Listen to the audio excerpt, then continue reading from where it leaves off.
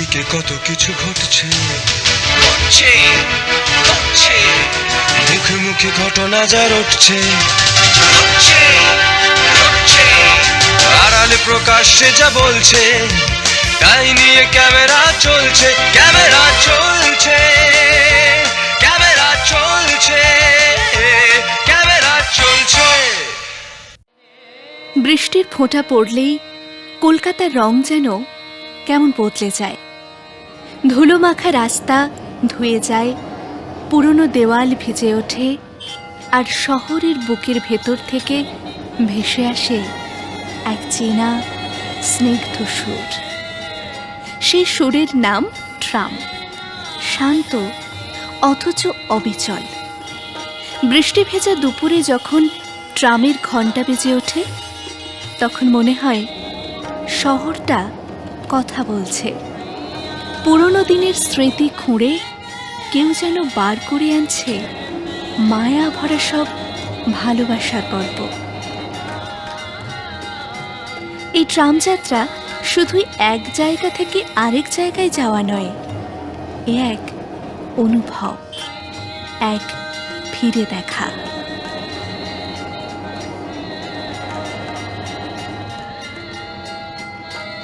ট্রামের জানলার বাইরে বৃষ্টির ফোঁটা যখন গড়িয়ে পড়ে, তখন তার সাথে গড়িয়াহাটের ব্যস্ততা, শ্যামবাজারের ভিড়, কখনো বা কলেজ স্ট্রিটের বইয়ের গন্ধ মিলে মিশে আমাদের কলকাতাকে করে তোলে কোনো এক বৃষ্টি স্নাত জলপরীর মতন অপার্থিব সুন্দর। আর ট্রামের ভেতরে সেই পুরনো কাঠের আসন, ধাতব শব্দ, নরম আলো, সব মিলিয়ে তৈরি হয় বাঙালির চিরচেনা আবেগ। আর কলকাতার বুকে সেই আবেগের সঙ্গে যদি জড়িয়ে যায় রথযাত্রা, তাহলে তো কথাই নেই।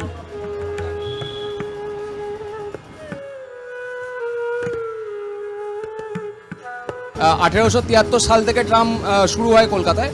তো সেখান থেকে বাষ্পচালিত ট্রাম আসে, তারপরে আমরা সবাই জানি 1902 থেকে বিদ্যুৎ চালিত ট্রাম ইন্ট্রোডিউস করা হয় কলকাতায়। সেই সময় ব্রিটিশ আমল থেকে ট্রাম চলছে, তারপরে বিভিন্ন আমাদের ওয়ার্ল্ড ওয়ার 2 বলুন বা মন্বন্তর বলুন বা ক্যালকাটা কিলিংস বলুন, সব কিছু ইন্ডিপেন্ডেন্স বলুন ইন্ডিয়ার, সব কিছু কিন্তু অতিক্রম করে ট্রাম কিন্তু 70 দশক, 80 দশক, 90 দশক পার করে বিভিন্ন সরকার চেঞ্জ হয়েছে, ট্রাম কিন্তু কলকাতায় একদম অটুটভাবে চলেছে, কন্টিনিউয়াস চলেছে, কখনো বন্ধ হয়নি। 1946 সালে কলকাতায় যে একটা রাজনৈতিক সামাজিক একটা প্রেক্ষাপট তৈরি হয়েছিল, যেটা অনেকে জানে গ্রেট ক্যালকাটা কিলিংস বলে, যে রায়টটা হয়েছিল। তো সেই সময়তে আমরা যে সমস্ত চরিত্র, ঐতিহাসিক চরিত্রকে আমরা জেনে এসেছি, যে গোপাল মুখোপাধ্যায় এবং ভানু বোস, তারা যে বেঙ্গল ভলেন্টিয়ার্স যুগান্তর দল, তারা যে সরাসরি সামনে এসে কলকাতাকে রক্ষা করেছিল সেই দাঙ্গার বিভীষিকাময় একটা অবস্থান থেকে। তো সেই লড়াইতে কলকাতার ট্রাম কর্মীরাও ছিলেন, এবং রাজাবাজার, খিদিরপুর, কালীঘাট, শ্যামবাজারে বিভিন্ন ট্রাম কর্মীরা বেরিয়ে এসে যেভাবে সাধারণ মানুষকে দাঙ্গাকারীদের হাত থেকে রক্ষা করেছিলেন, এটাও কিন্তু বেশি লোকে জানে না। এটা একটা খুব গুরুত্বপূর্ণ বিষয় যে কোনো শহরের কোনো পরিবহন সংস্থা সেই শহরটাকে রক্ষা করার জন্য এগিয়ে এসছে।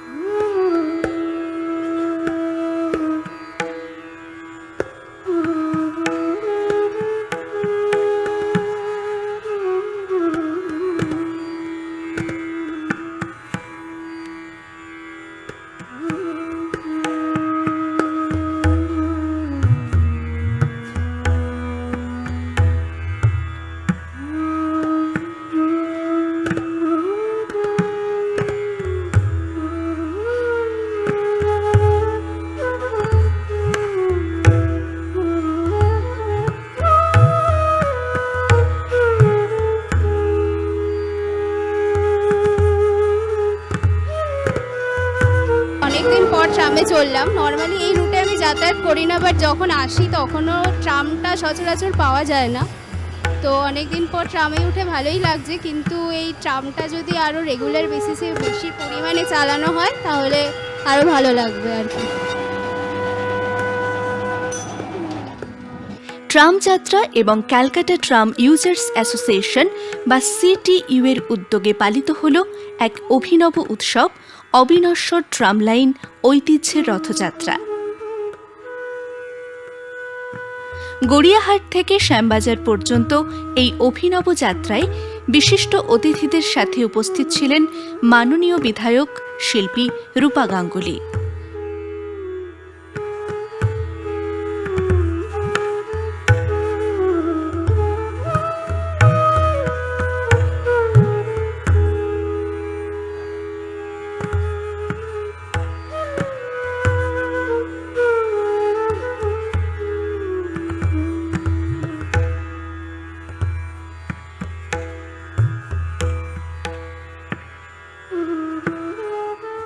কলকাতায় এক সময় 65 থেকে 70টি ট্রাম এবং বাই ট্রাম রুট চলত, কিন্তু বিগত সরকারের দ্বারা এই ট্রামগুলি বন্ধ করে দেওয়া হয়েছে।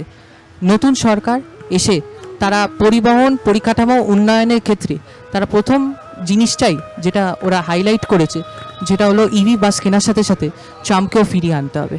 ট্রাম আমাদের জন্য একটা খুব গুরুত্বপূর্ণ পরিবহন কলকাতা মানুষদের জন্য, কারণ ট্রাম শুধু এই প্রান্ত থেকে ও প্রান্ত নিয়ে যায় না।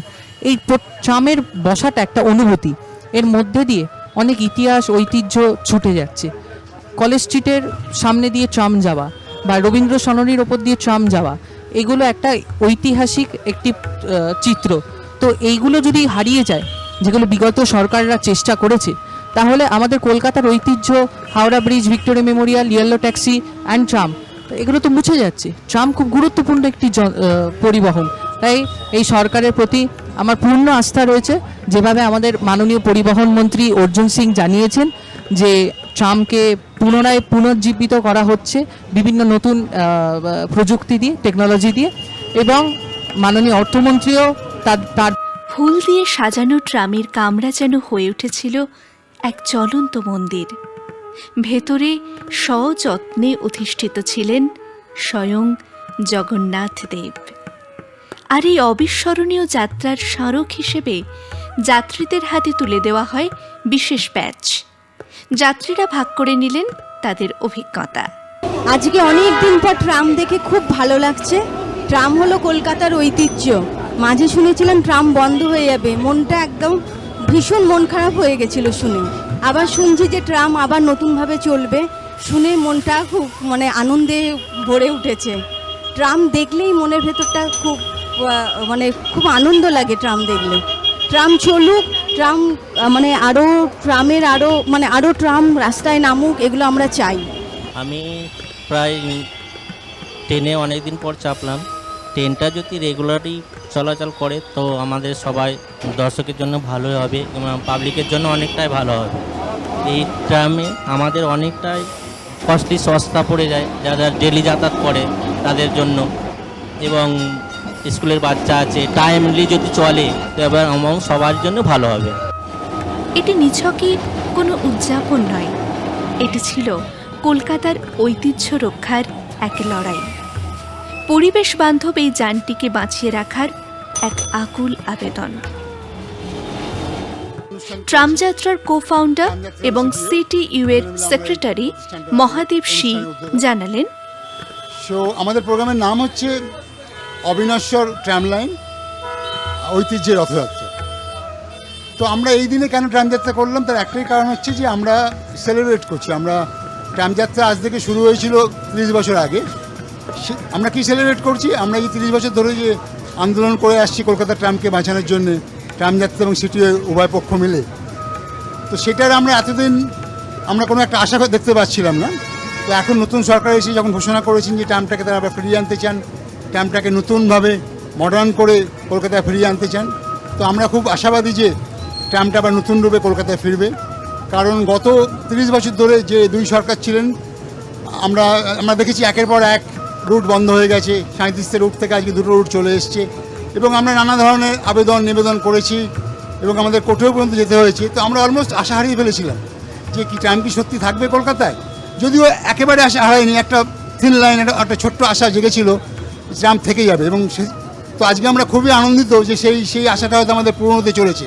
ট্রামযাত্রা এবং সিটিইউ এর সদস্যরা বললেন, প্রথমত কথা যে ট্রাম স্লো বা ট্রাম জ্যাম করে, এটা পুরোপুরি হচ্ছে ভুল বিষয়, যেটি নাকি আপনার 80-র দশক বা 90-র দশকে রটানো হয়েছিল লোকেদের মাঝখানে। ট্রামের লাইন, ট্রাম তো একটা লাইন ধরে চলে, এবার আপনি যদি ট্রামের লাইনটাকে যদি ব্লক করেন তাহলে ট্রাম যাবে কি করে? আর তার ফলে তো ট্রামটা স্লো হয়ে যাচ্ছে। আগে কি হতো, আগে লাইনের অবস্থা খুব খারাপ ছিল, যার কারণে মানে খুব ফ্রিকুয়েন্টলি ডিরেলমেন্ট হতো, ট্রাম লাইনচ্যুত হয়ে যেত, তার কারণে জ্যাম হতো। সেটা পুরনো বিষয়। এখন পুরো শহরে কংক্রিট লাইন হয়ে গেছে, যার কারণে এখন ডিরেলমেন্ট খুবই রেয়ার, মানে প্রায় হয়ই না।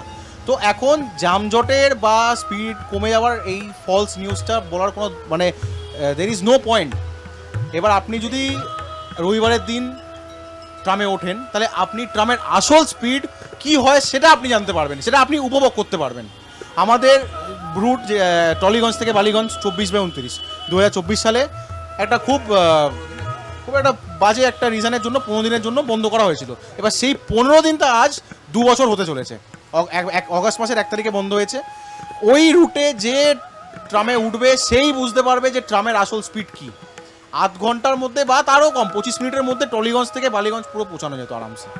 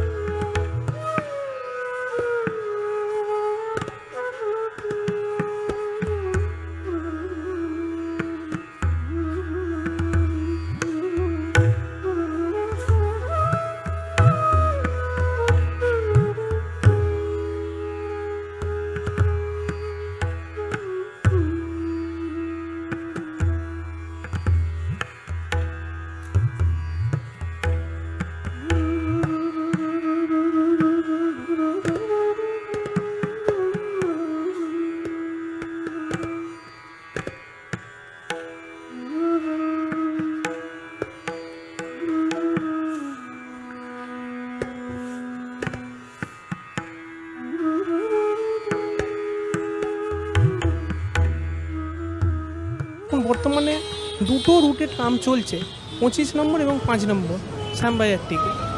তো এই রুট এখন চলছে এবং বর্তমানে পুজোর সময় আমরা আশা রাখছি নতুন যে সরকার এসছেন যে নতুন নতুন রুট পুনরায় আবার চালু করবেন। আমরা সবাই আমাদের শহরের হেরিটেজ, একটা কালচারাল হেরিটেজ এর চোখ দিয়ে দেখি। তো অনেকেই ভাবছেন যে ট্রামের মডার্নাইজেশন করলেই হেরিটেজটা হারিয়ে যাবে। আমি তাদেরকে বলতে চাই যে হেরিটেজ ব্যাপারটা দেখতে গেলে মডার্ন ট্রাম আর হেরিটেজ ট্রাম কিন্তু পাশাপাশি চলতে পারে। এর নিদর্শন আমরা বিশ্বের অনেক জায়গায় দেখতে পাই, প্রাগে দেখতে পাই, টরন্টোয় দেখতে পাই, মেলবোর্নে দেখতে পাই। ওখানে রেগুলার সার্ভিসের জন্য যে ট্রামগুলো চলে ওইগুলো একদম আধুনিক ট্রাম চলে, কিন্তু ট্যুরিস্টদের জন্য বা হলিডে গোয়ার্সদের জন্য পুরনো ট্রামও চালানো হয়।